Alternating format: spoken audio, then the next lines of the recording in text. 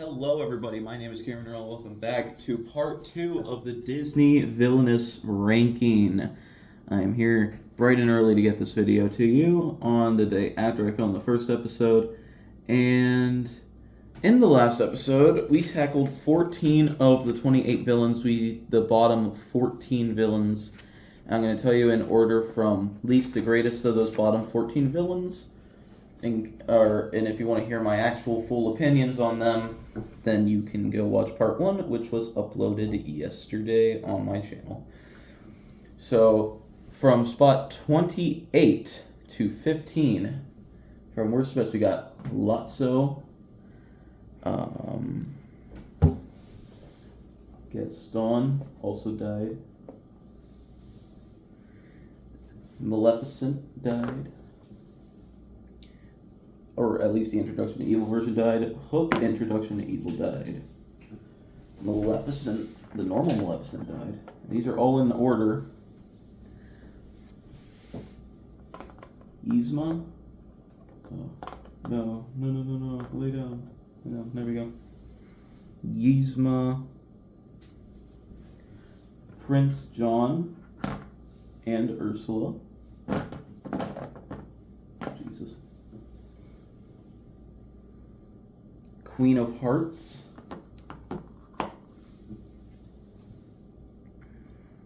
Ursula, Introduction to Evil, and Prince John, Introduction to Evil, Madame Mim and Syndrome, and finally, Shere Khan. Those are my bottom 14 villains. And now, we are going to get into the top 14. So come back around here to me. Hello. Yep. There I am. Oh, it's bright outside. Come outside. It's bright outside. Here. Yeah. God. No, that's awful. I had it backfired. No, I think I get it. I didn't think this out. Nope, I didn't think this out at all. Here. I'll just scooch down here. Hi! Different angle this time, but I'm here. What up? Okay, I got my list here of the ranking I did. So, getting back to the Villainous rankings. In the number 15... Oh, I could probably just put you right in front of... In the number 15 spot, 14, I have the Horned King. Yes, the Horned King is number 14. In the first villain we've been talking about this video, Horned King is a villain who, when Despicable Plots came out, I didn't really have an opinion on. I thought he was okay, he was fun enough to play, he didn't really win that much. And over time, I've realized that he's so mid. You can't win fast with him in any scenario. Even if you get like all the cards you need at the beginning of the game, you still can't win very fast with him. There's definitely still villains who will win faster than you. His Fate deck doesn't really do anything to you except Gurgi's Sacrifice does. It'll make you waste a Cauldronborn. Oh god. Hello. Hi. Hello.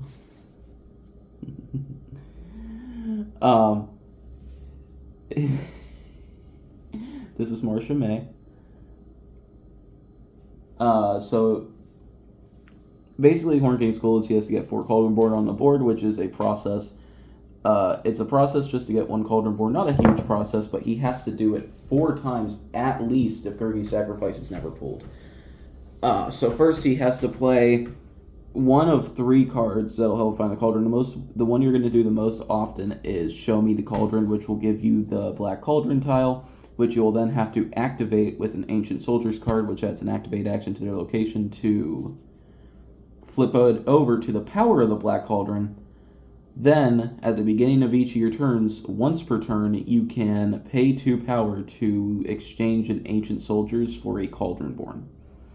And you got to do that at least once at each location. But Gurgi's Sacrifice, his only really bad fate card, can flip over the cauldron, and if the black cauldron is on its normal side, it actually makes you discard a cauldron born every turn. And oh, Elle is up here too. Hello. She's just a kitten. She's just a little. She's gonna destroy everything. I'm so curious. Don't you click the recording button. Don't you dare. No. Uh-oh. Yeah, Horn King, it's a bit of a process. But right now I don't really find him that fun or appealing to play. He has the best villain mover by far. Great villain mover. Yeah, he's just too slow. There's really no game where you can win fast with him. It's just a process, and you can't help but take your time because taking your time is all you can really do with the Horn King. I'm gonna pause this real quick. I'm gonna relocate here. Okay, I'm back. And like even now, you could tell that I really don't have much to say about the Horn King. He's just, I like villains more than him. Horn King has always been that villain that I never really had anything to say about, because there's not really much to say about him except, his goal. It's a process. Can't do much. Can't say much outside of that. And yeah, the Horn King is number 14. Finishing off the set, Despicable Plots, we have, we have Lady Tremaine in the number 13 spot. Honestly, her and the person above her aren't really interchangeable, but Tremaine's actually lower on this list than I thought she would be. Tremaine's actually really fun. This is where the villains are going to start. Tremaine is where the villains get fun for me to play. So I actually do have fun playing Tremaine. And her goal is a huge process. You have to play the Invitation from the King, the Wedding Bells. You have the two ugly stepsisters in your deck, Drizella and Anastasia. You got to play them. Then you got to switch them out for their ball gown version.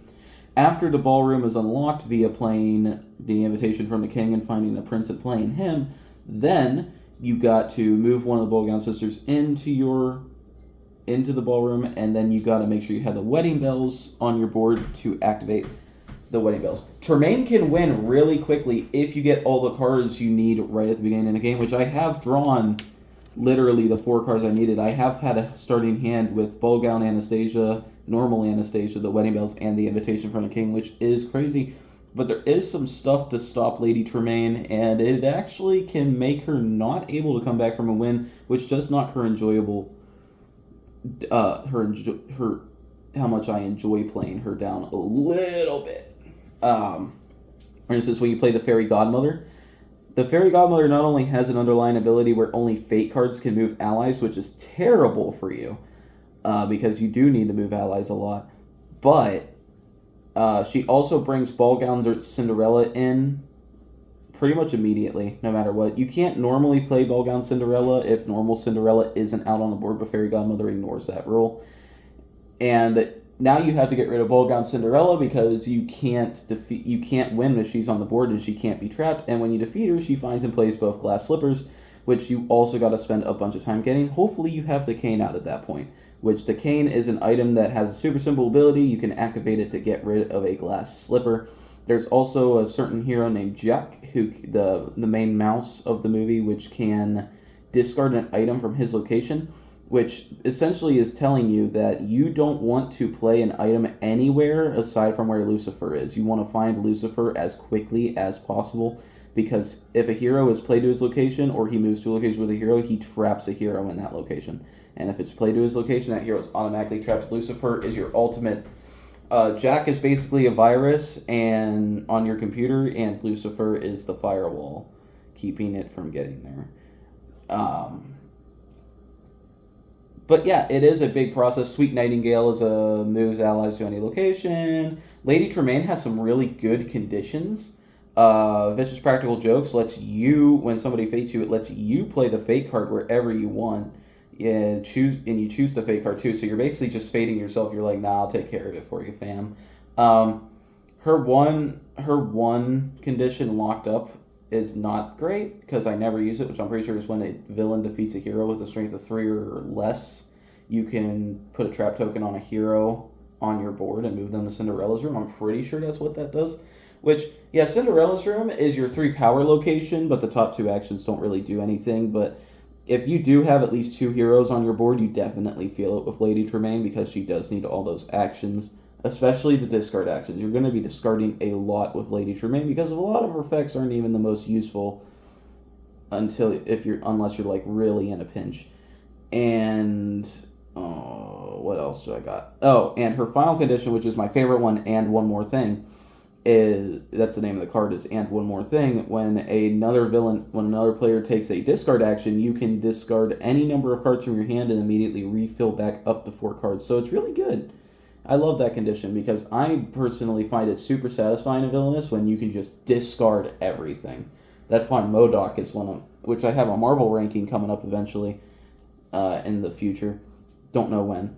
But MODOK's actually really high because I do enjoy just going in and discarding everything. Alright. So, next villain I have on my list, we're finally talking about a set other than the bigger and badder or, despicable plots. Which then is going to be Dr. Facilier, who moved up along my list. Dr. Facilier actually used to be my least favorite villain to play because I thought he was way too brain dead easy, but I think I was just salty that I kept losing to him. But I've actually, playing him more, I realized Dr. Facilier isn't actually the strongest villain in the game like everybody says he is. Everybody swears that Dr. Facilier is the easiest character to win with, but if you're playing against somebody who, my buddy Ben, who I play Villainous with, he knows how to fake Dr. Facilier. I know how to fake Dr. Facilier when he's playing Dr. Facilier. And honestly, if you don't get the Talisman or roll New Orleans immediately, it can also slow him down a lot because he has Sleight of Hand, which is pretty much his only good way to get through his deck. And you could also just get really unlucky. Sometimes you'll need certain cards and you might be forced to play the Talisman early, and if you don't have like the cane or anything. Like if you have the cane at the Voodoo Emporium, it lets you can use it to use the play card action at the parade while at the Emporium, and you could play the Talisman and the Cards Will Tell in the same turn. But getting back to the Fate, even though it doesn't seem that bad for him in hindsight, if he doesn't have the Talisman on the board, there's actually a lot of cards that, like Almost There and Charlotte, who will place cards into the Fortune pile. Pretty much all of them can go into your Fortune pile at some point. I think there's a couple specific cards that I think it's only the Talisman and the Cards Will Tell that state you directly you cannot put them in the Fortune pile. But even if the cards aren't even that bad for you, when they're in the Fortune pile, if you place them in the Fortune pile, that's less of a chance you have to draw Real New Orleans when you play the Cards Will Tell to win. Because it's all a luck fortune thing, and I think that's what's really fun about Dr. Facilier specifically, is the drawing the cards at the end and seeing what you get. It's your fortune. I think he's super thematic, and the more I actually think about playing Facilier, the more I actually think he's really fun. And yeah, I just don't understand why I felt so much hate for this character back then. But yes, very fun, Dr. Facilier. Some of his fake cards, like Juju, the Evening Star, can put some bad cards. The Masked Spirits are the worst. The Masked Spirits, you can't win the game if you pull them during the Cards Will Tell. So you want to keep those out of there at all costs. You mostly just want to discard them. You never even want to play them, even if you need to. You mostly just want to discard them as fast as possible. You never want them on your board. They're just card filler that you can play a high risk, low reward. They're not even worth playing most of the time because you just have Shadow Spirits, which are not as harmful, and Lawrence, who have more strength than the Masked Spirits. So you mostly just want to get rid of those immediately. But moving on to our next villain, we have Captain Hook, the villain I played during my first ever Villainous game, and he has been so fun ever since. Captain Hook has an extremely basic objective. He has to play the Neverland map to unlock the Hangman's Tree, and he also has to find Peter Pan with cards in his Fate deck, which Captain Hook could be a real slog to get through if you don't find Peter Pan immediately, or if Peter Pan's the very bottom card of your deck, you'll most likely have to cycle through your deck again. But Captain Hook kind of has like a protection barrier if he doesn't have Peter Pan out, because people don't want to Fate you. People will never want to fate you. If they're smart, they'll never want to fate you if Peter Pan's not on the board. Now, if they really like to gamble and they need to fate you because they're not anywhere close to winning, sure, maybe they'll do it, but it's always a super high risk, maybe high reward if you're fated as Captain Hook, because if they draw Peter Pan, they are forced to play Peter Pan immediately. Yeah. So until you get Peter Pan out, you kind of have like a shield over your Fate deck, because people really aren't going to want to touch your Fate deck because they really don't want to put Peter Pan out on your board. That literally gets rid of like half of your objective for you. And then, of course, you have to proceed to move Peter Pan all the way over, which there actually is a way to move Peter Pan and defeat him in one turn. You have Mr. Starkey in your hand, you have the Ingenious Device and a cannon at the Hangman's Tree, and all the allies, you go to the Hangman's Tree. You move Peter Pan twice with the 2 move hero actions you have there thanks to the Ingenious Device. Then you play Mr. Starkey to Peter Pan's location. Move him 1 location towards, which that's moving him 3 times in a turn, which moves him to the Jolly Roger. And then you can use the cannon at that location to vanquish him. I'm going to pause this real quick. Okay. And of course, there's not much that in Captain Hook's Fate deck that will hurt him. TikTok is by far the worst character in his Fate deck because, I mean, it's super thematic and funny because if you move to TikTok's location, you have to discard your hand, which is why Captain Hook hates Peter Pan in the first place, because Peter Pan fed his hand to TikTok, and that's why the card was always after him. Yeah, TikTok is a huge threat. Peter Pan himself does not have an ability. Tinkerbell discards an ally from her location, which you'll usually want to use her to get rid of Shmi or one of the pirate brutes, which Captain Hook will most definitely place at the Jolly Roger. There's some cards, Splitting Headache, that will get rid of items, which isn't good because Captain Hook actually, his items are really useful, especially the Ingenious Device, the cannon, and actually the Hook's case. All 3 of his items are really useful. The Cutlass, which you can give to a pirate, and you probably won't play those that much because your allies also have very decent strength. Of course, you could attach a Pixie Dust to Peter Pan. You also want to avoid having Lost Boys out on your board, especially if a taunt gets attached to them, because then you're forced to defeat them, and they take 2 allies to defeat. So I think besides TikTok, the biggest threat in your Fate deck is definitely the 2 Lost Boys cards, but TikTok is still the worst. But yeah, Captain Hook's really fun. I love playing Captain Hook. Super solid character. Super fun.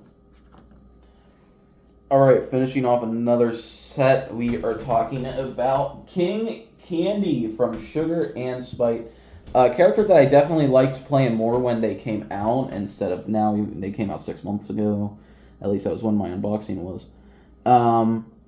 So King Candy is by far the most unique villain in Villainous because he does not have the 4 locations on his board. Instead, his board is one giant location, and it is in the shape of a figure 8 racetrack, which you can move 1 to 4 actions, or 1 to 4 action spaces through. Each action is a space, and you can do the action that you're on, in front, and behind you.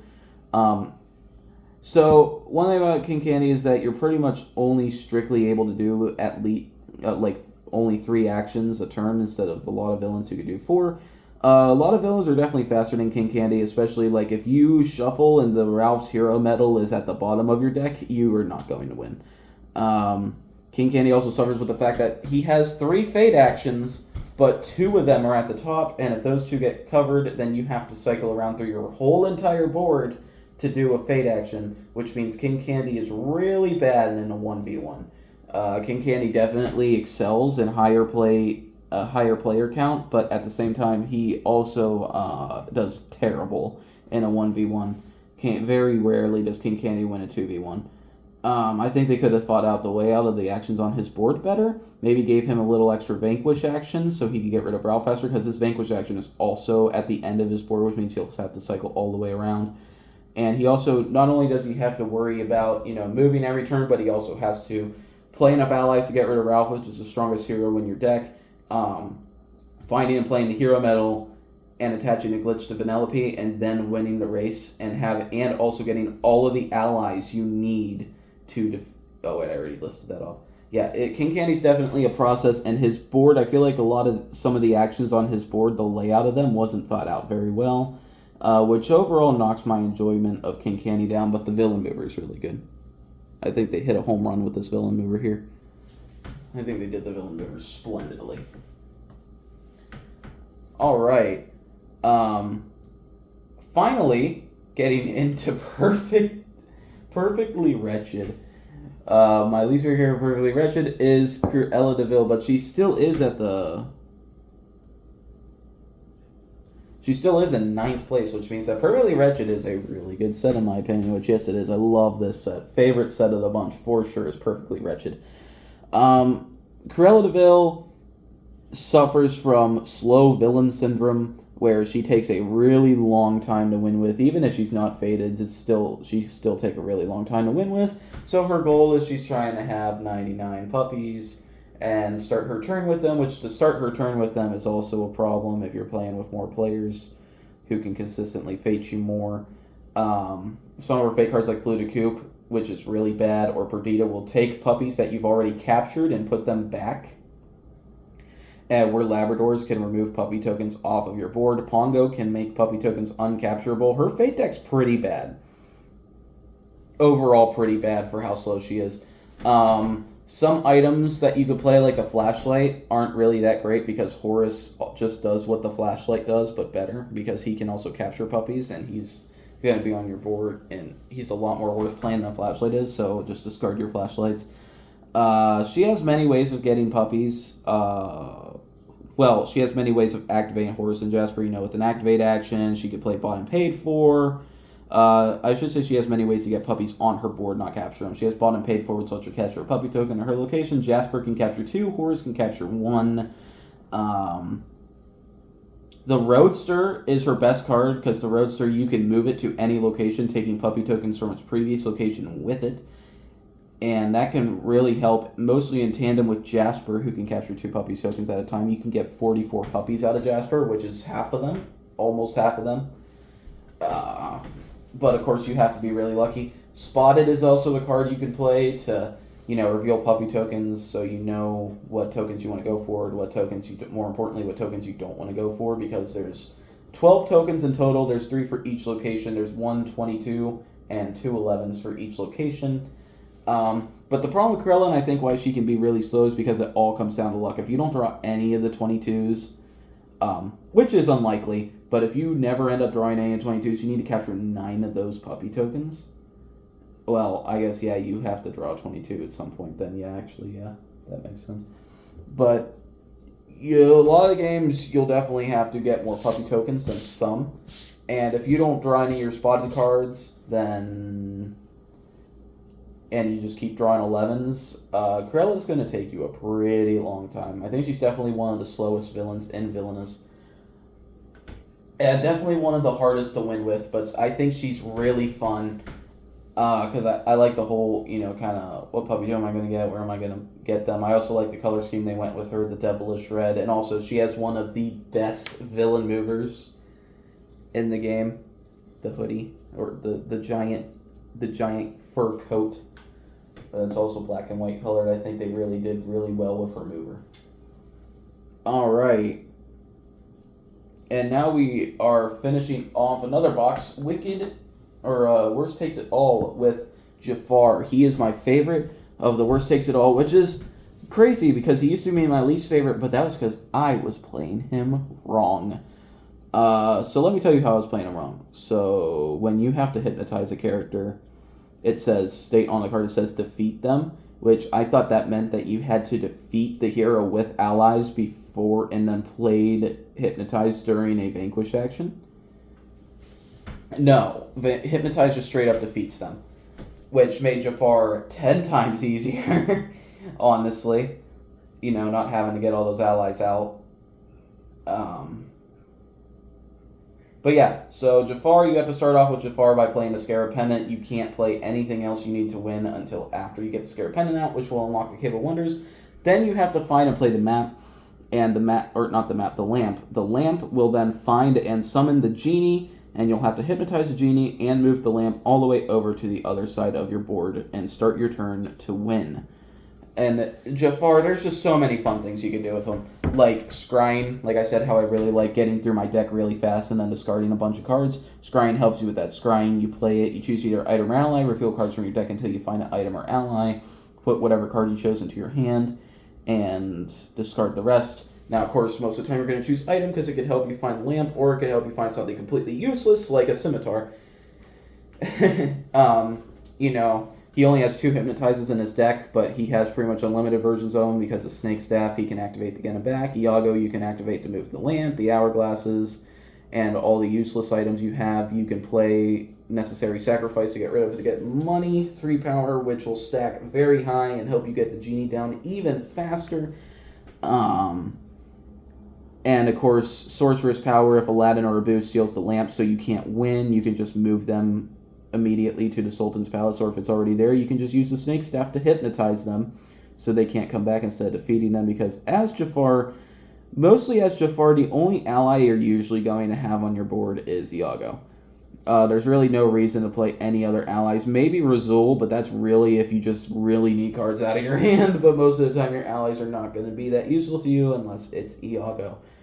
So many fun things you can do with Jafar. He is such a fun villain to play. His Fate deck isn't that bad, especially if you know to hypnotize Aladdin or Abu instead of, defeating them. Somebody plays the carpet, it's like, now you have to beat the carpet before you beat the genie. Oh, I got to hypnotize in my hand, hypnotize the carpet, activate Snake Staff, get that back, hypnotize genie now. So, the hypnotize card is definitely your best weapon. Especially since if you play in the right way with Necessary Sacrifice, going back and forth between the Cave of Wonders and the Oasis, you're going to have a lot of money and definitely enough power to,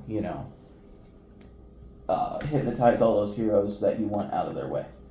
So yeah, that's Jafar. Very fun.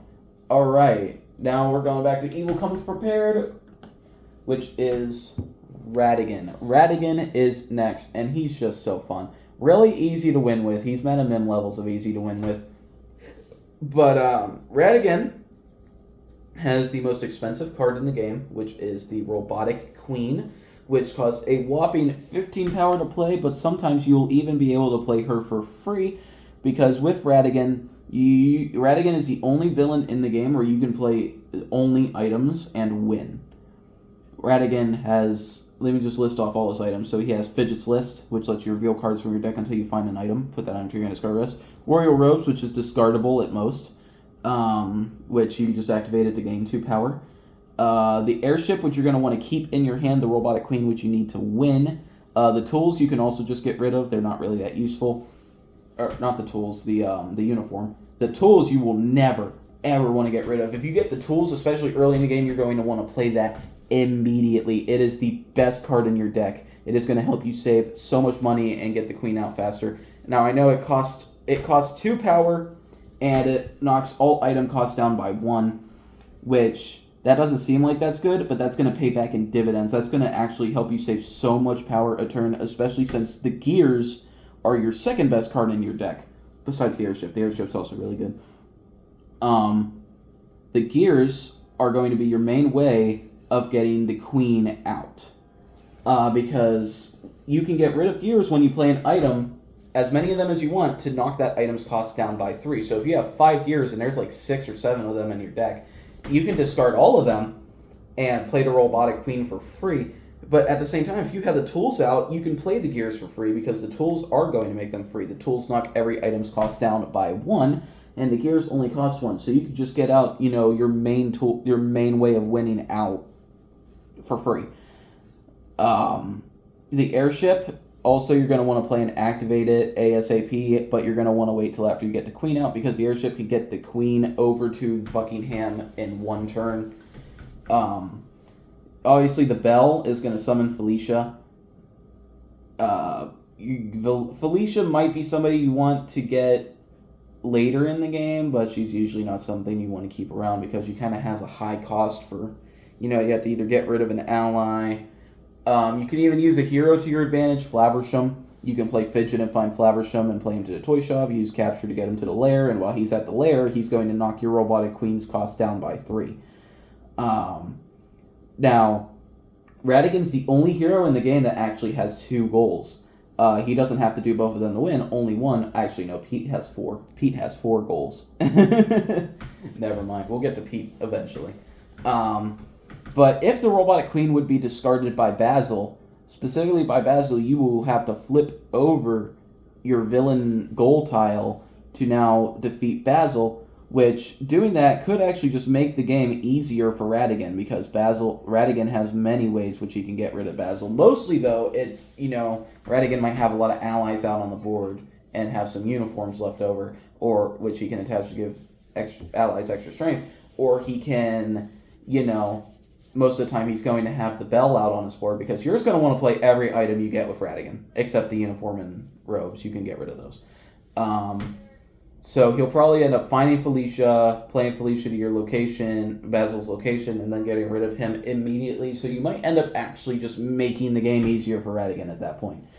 The hero who I think is actually a bigger threat than Basil to Radigan is the Queen herself, which you cannot win with the Robotic Queen if she's on the board. But yes, Radigan is so fun to play. He's honestly just a really good time. Play the Queen, move her to the palace, or get rid of Basil. Alright. Moving on to 1, 2, 3, 4, 5. Just barely falling out of the final 5, the top 5. At number 6, we have the Evil Queen. The Evil Queen used to be a villain who I hated to play, but that's mostly because I didn't understand her. But the more and more I play Evil Queen, the more and more I actually like playing the Evil Queen. Her goal is easy, but not simple. She has a special type of card called Ingredients, which she has to play all 4 of, and also she has to find Snow White, which the easiest way to do that is by activating the Magic Mirror, which lets you find and play Snow White. She has to play all 4 ingredients to turn into an old lady and unlock the Dwarf's Cottage. But she is the only villain, out of all the villainous characters, she is the only villain who has a special action. She has the Brew Poison action at her lab, which she will use to turn any amount of her power she wants into poison. And she doesn't have a Vanquish action. She has a really, really fun and, really unique way of taking out villains, or heroes, which is her card called Take a Bite. But you play that, you spend poison equal to the strength of a hero in your location, and they die. You poison them to death.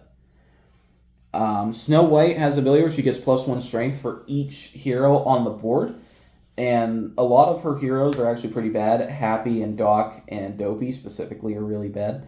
Sneezy can get rid of the mirror. Sleepy can make you play both fake cards. The only dwarves that I say aren't actually all that great that you can skip over are Bashful and Grumpy. Grumpy gets +1 strength if he is the only hero in his location. Which you're not really going to be wanting to focus on Grumpy anyway, but at least he gives Snow White an extra strength. And Bashful just makes you have to spend 1 extra cash to power to do the Brew Poison action. But if you play Evil Queen the right way, you're not going to have any struggle with money at all, especially since most of her cards are relatively cheap for how fast she can gain power.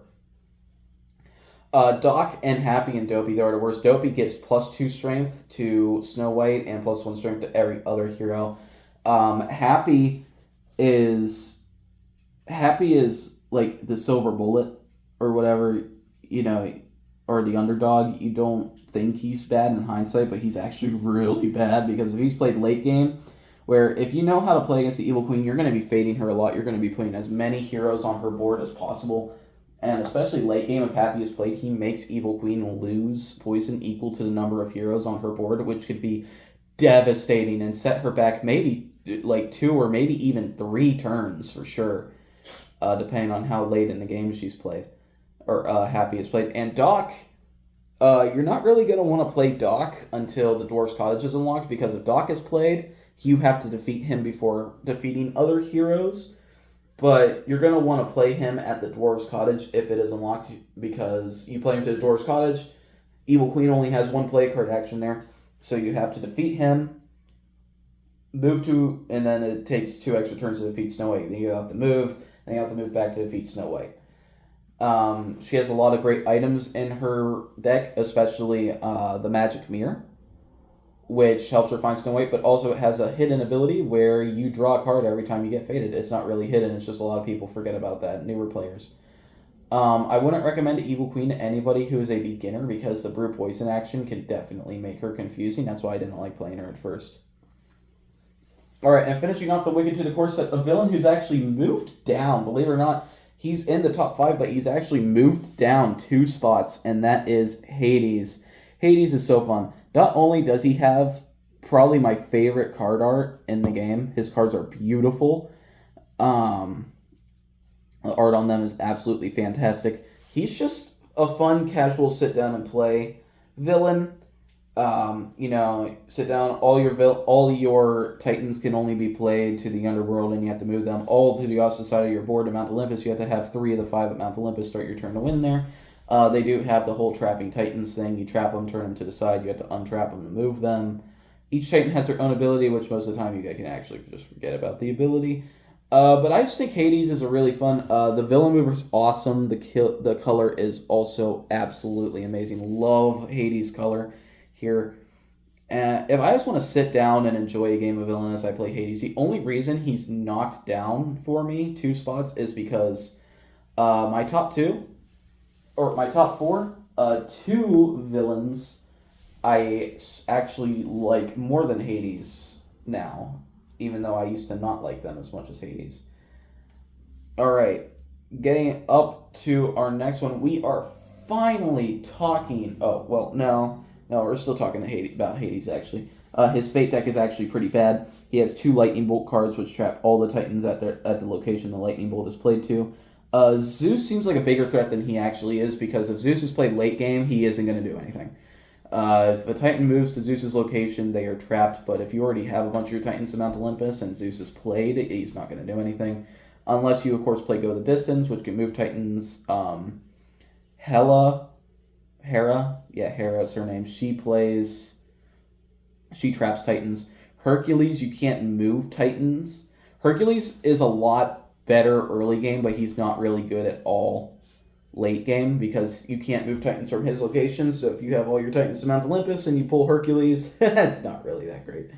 Pegasus can move a Titan, which is pretty cool. Pegasus could help in sync with Zeus or Hercules for sure. But yeah, some heroes in his deck are just not great. Specifically, Phil and Megara are not that great. Even though Danny DeVito himself is a god. Alright, finally moving on to the number 4 spot, we are finally talking about Oogie the Boogie. Such an amazing addition to Villainous. We all knew Oogie Boogie had to be in a Halloween set if he ever showed up, and I'm so happy he did. Not only is he super fun to play, but he also has the best card sleeve of the bunch. Such a super thematic card sleeve for him. He has 2... This is the only box I'm going to open this set. You can't really... I don't think you can get the card sleeve version of it anymore. I'm pretty sure this box is a collector's box at this point, because I heard that a lot of people can't actually find the Oogie Boogie set anywhere. My only gripe is that the Target exclusive piece is glow in the dark, even though he's always in the box, which means I have to set him out, but I also don't want to lose the villain mover. But he has these beautifully sculpted dice, sculpted straight from the movie, that he rolls. And when Oogie Boogie was in the talks, before Oogie Boogie was even revealed, people wanted Oogie Boogie so bad, and everybody says he has to incorporate dice into the game, but nobody really fully knew how they were going to do that. And I think they did it. I think they did it absolutely beautifully. So Oogie Boogie's going to start the game with Santa Claus, who is a special type of card called Prisoner, on his board. And what you have to do is you have to attach 4 Imposter Sandy Clauses to Santa Claus, which I guess is supposed to symbolize that, Jack is out there causing mischief as an Imposter Sandy Claus, so Oogie Boogie has more time to torture Santa. And once you got 4 Imposter Sandy Clauses on Santa, and I also like how they don't call him Santa Claus, they call him Sandy Claus, which is what they thought his name was in the movie. And of course how you do that is you also roll the dice, and you'll always get something, for the most part, out of the dice roll. Even if the result's not as high as you want it, Cards have like secondary abilities. You know, if you get like a 6 or less, you do this. If you get a 7 or more, you do this. And I think the way they did Oogie Boogie is just super fun and entertaining, and I don't think they could have done them any other way. I think they absolutely nailed it with this villain. And then, of course, after you get 4 Imposter Sandy Clauses on Sandy Claus, you have to then find Jack Skellington, and then you have to defeat Jack Skellington, which isn't that difficult, even though he is an Ain't Straith hero. Zero can help. Definitely some playing Jack Skellington before Santa's on the board. Actually, he counts as an effect, which removes an Imposter Sandy Claus. There's just so much fun, way too much. I would definitely, even if you can't get the collector's edition Oogie Boogie box, I would recommend, even if you don't like spending, $18 or something on a character by themselves, Oogie Boogie is still so worth it. He is such a fun villain to play. And immediately when I played Oogie Boogie for the first time, I just knew. I just knew he was super fun and that he was going to be this high on the list. I didn't know how high, but he's at the number 4 spot. All right, we are down to our final 3 villains. In the 3rd place spot, I have Pete from Mickey Mouse from the Perfectly Wretched set. Now, Pete, I have such an appreciation for the art direction they went with him because they made his whole entire design black and white. His board is black and white. His cards are black and white.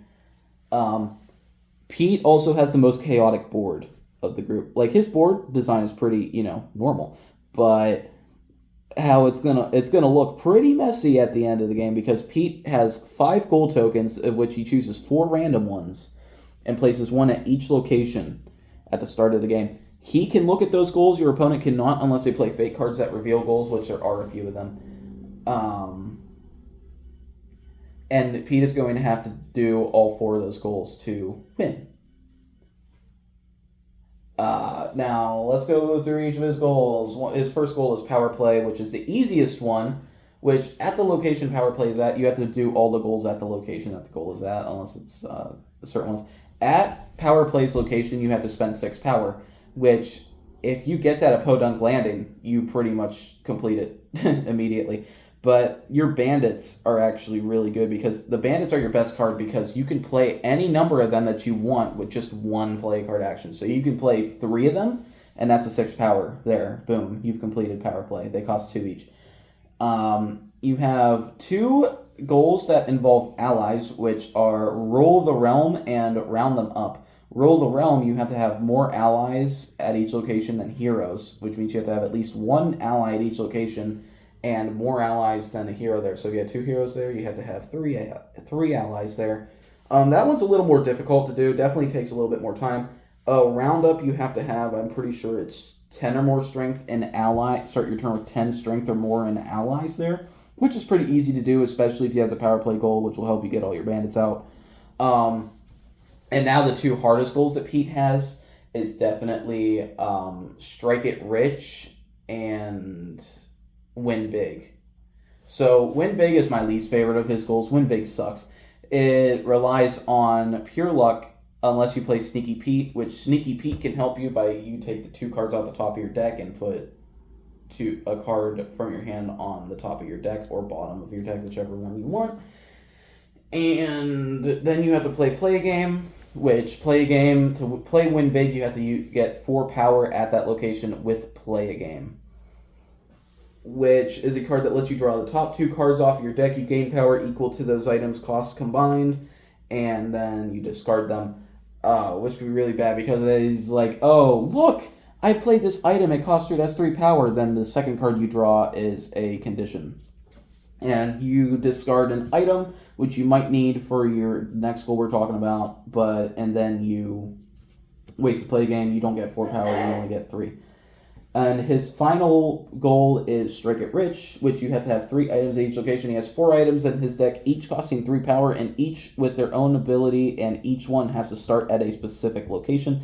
And you have to move them from that location to whatever location Strike It Rich is at, and you have to start your turn with 3 items at that location. That goal is also really time-consuming and difficult to do. But yes, and Mickey Mouse keeps him for doing goals. Minnie Mouse, Horace Horsecaller, and Pluto, they're going to be doing a lot with items. And Minnie specifically does stuff with allies, I'm pretty sure. Pete is just so fun. He has so many cards that he can play, so many cards you can play against him. you're going to have at least half of your deck on the board by the end of a peak game. I've definitely had more than half of my deck on my board at the end of a peak game. His board gets so chaotic. You'll have so much stuff there. You're going to need a lot of space under the board to play Pete. All right. Now, in the number 2 spot, the runner-up best villain is Scar from The Lion King. Oh god, I'm ruining everything. He's you're the worst. Alright, so Scar has the classic villain goal of fucking shit up. He has to kill everybody. That's his goal. Kill everything. So Scar starts off the game. He has to find Mufasa with his cards Long Live the King, which will let him take 4 cards off the top of his Fate deck, choose a hero, play it wherever he wants, and then discard the rest. He's going to want to find Mufasa ASAP, and when he defeats Mufasa, he now starts his succession pile. Scar has to defeat heroes until he could get their strength added up to 15 in the succession pile and start his turn. Mufasa already starts the game off with 6. So when you defeat Mufasa, that's 6 of the 15 strength you need. Good. Now you just need 9 more strength. Should be easy, right?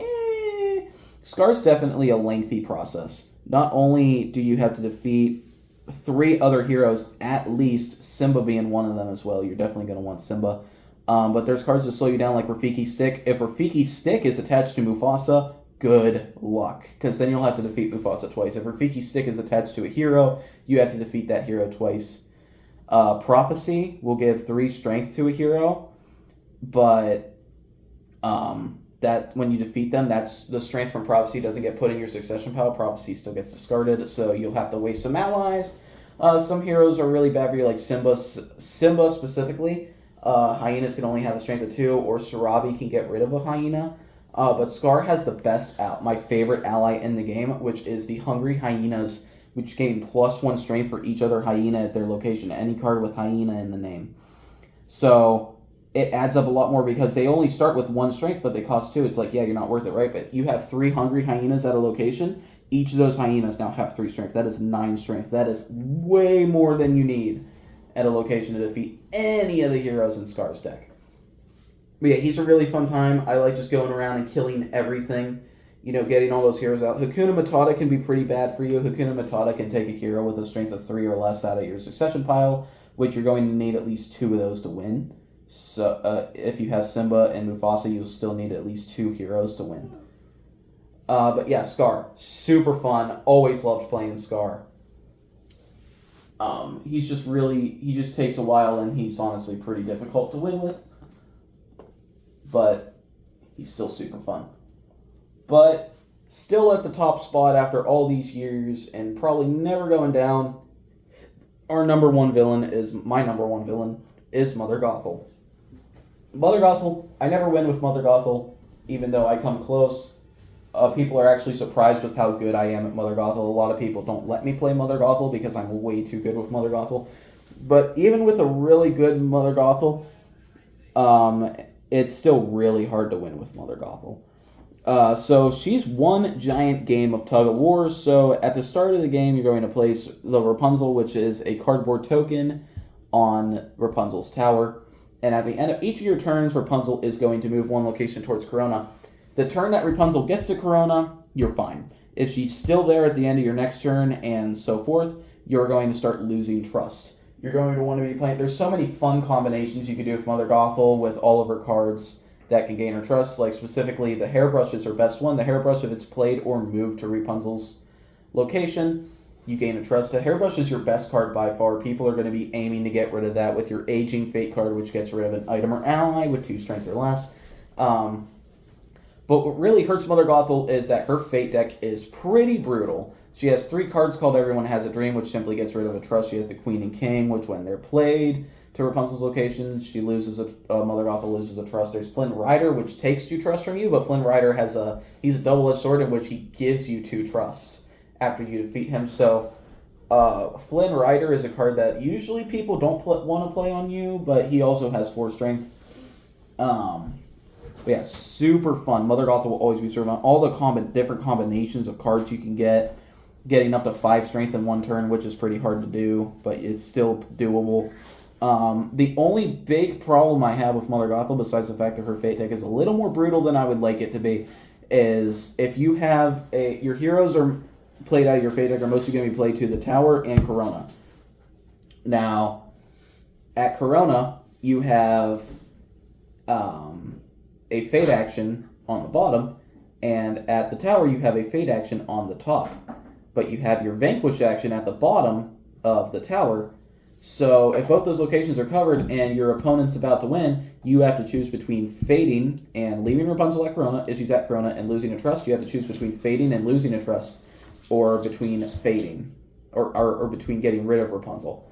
So that kind of 50-50, that little board design they had there wasn't very great, but I feel like they definitely could have put the fade action at the top or given Mother Gothel an extra Vanquish action somewhere. Maybe got rid of one of the one powers or something to, give her a little bit of an edge when it comes to board design, but still Mother Gothel will always be my favorite villain to play in this game.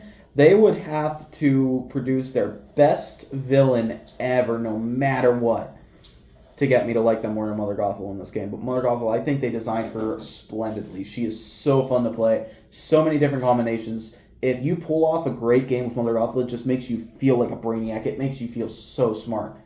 But that is it. That is my final ranking. My final ranking from number 28 to number 1, from worst to best, is Lotso, Gaston, Maleficent from Introduction to Evil, Hook from Introduction to Evil, Maleficent, Yzma, John, Ursula, Queen of Hearts, Ursula from Introduction to Evil, Prince John from Introduction to Evil, Madame Mim, Syndrome, Shere Khan, Horned King, Lady Tremaine, Facilier, Hook, Captain Hook, King Candy, Cruella de Vil, Jafar, Radigan, Evil Queen Hades, Oogie Boogie, Pete, Scar, and Mother Gothel is the best.